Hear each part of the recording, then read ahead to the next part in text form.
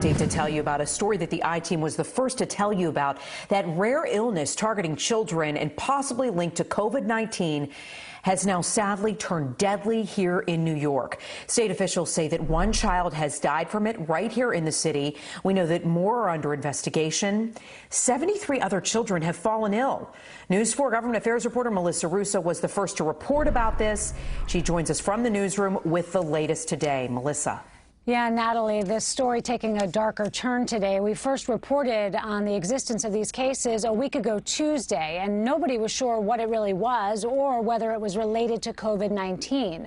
When 14-year-old Jack McMorrow went into the hospital 10 days ago, it was a mystery. Today, this illness is making headlines everywhere. I didn't think I was gonna make it out the same, if at all. 14-year-old Jack McMorrow feels lucky to be alive after 10 days in the hospital with a mysterious illness, now believed to be caused by COVID-19.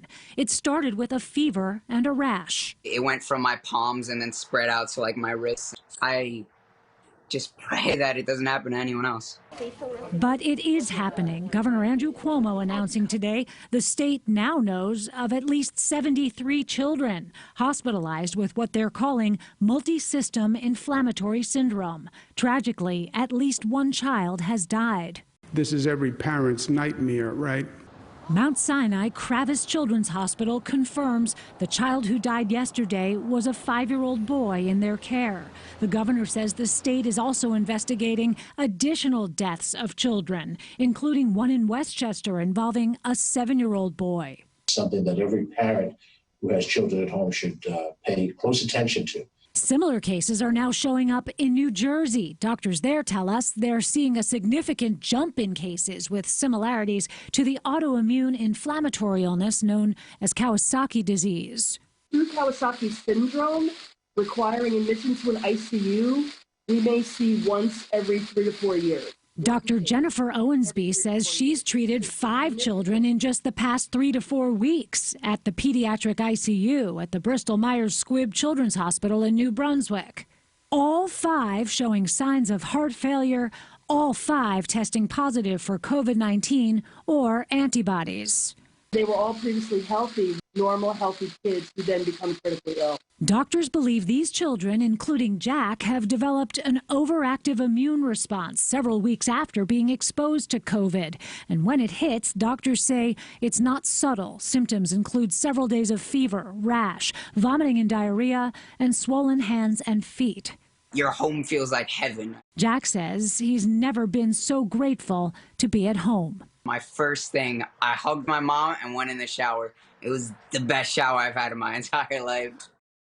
It's great to see that Jack is out of the hospital now, feeling much better, but he's very sad, he says, to learn that other children may be dying from this. He's hoping to help get the word out now that parents should remain vigilant, and he's pleased to see that city and state health officials are now finally having this issue on their radar. Natalie? And so glad he is doing better. Melissa, thank you so much for that new information. I want to talk about how for the first time Governor Cuomo has said that New York is now ahead of its war against the coronavirus. That pause order set to expire in just about a week has not been extended yet. New hospitalizations are almost flat at around 600 a day. Daily deaths are hovering above 200 a day. That is much lower than last month's devastating stretch in the high 700s. In the city, hospitalizations and ICU admissions are up slightly, but the percentage of people testing positive is down. The city is hiring thousands of people for its new Test and Trace Corps, which will test New Yorkers for COVID-19 and then trace their contacts. And there will be limited capacity this weekend at parts of Hudson River Park, also amped up police presence at Domino Park to enforce social distancing. We know that the tri-state could reach 500,000 cases by tomorrow. Deaths in the tri-state sit at 32,871. News 4's Andrew Siff live in Williamsburg now with the new efforts to enforce social distancing heading into the Mother's Day weekend. Andrew.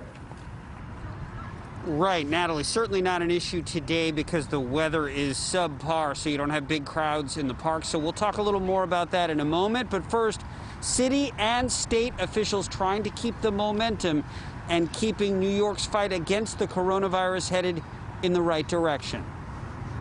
Still a health emergency, but the smallest number of deaths in New York since March. And I feel that we are, for the first time in this engagement, we're actually ahead of the virus. The governor confirming parts of the state ready for reopening next week. We'll be talking about construction, manufacturing, reopening in upstate. In downstate, I don't believe those numbers are going to change dramatically enough. Mayor de Blasio is promising an army of disease detectives will help. 7,000 people signed up to study the contact history of folks testing positive.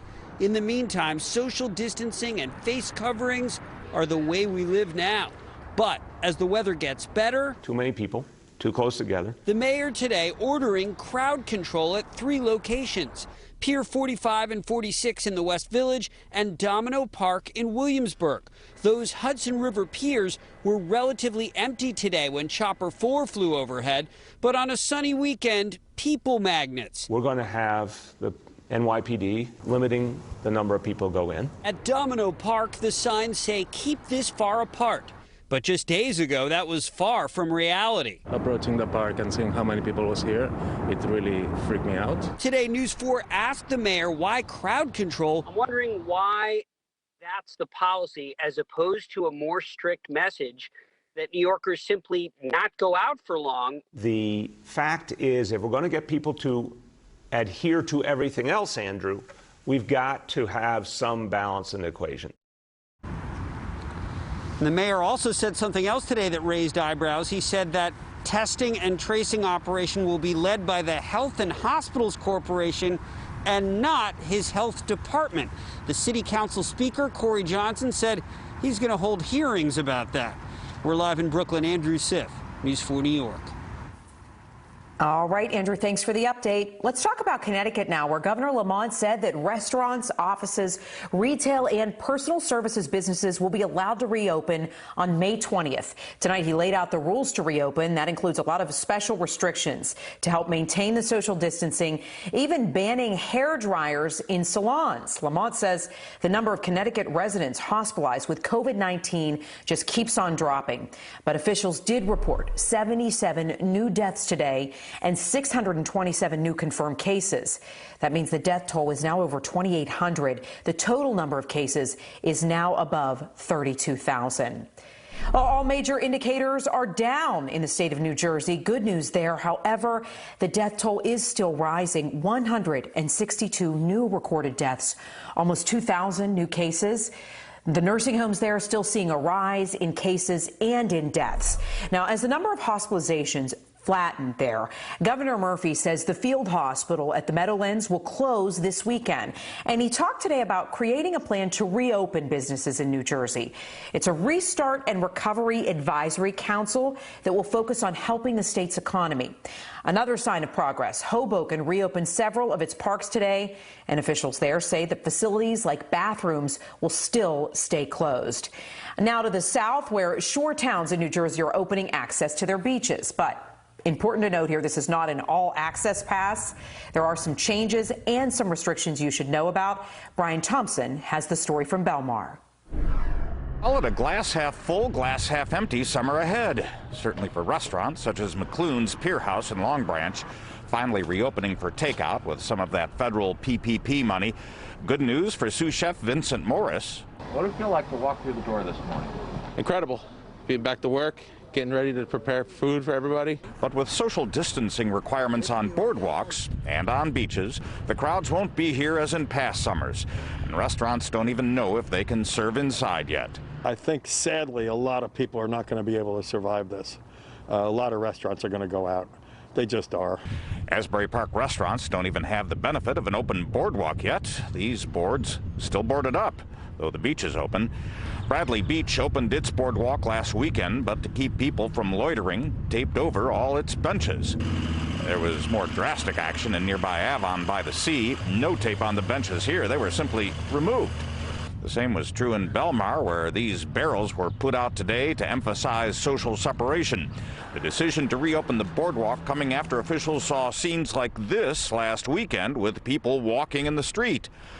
Belmar is allowing summer rentals starting Memorial Day, but because bars are closed, Police who normally monitor them will instead be looking for house parties. We're going to keep an eye on if they're having house parties to make sure they're social distancing, or we'll have our task force in there straightening all those problems out. Says Governor Murphy that going to the beach will be an experience which will feel in some ways like it always has, and in some ways like it never has.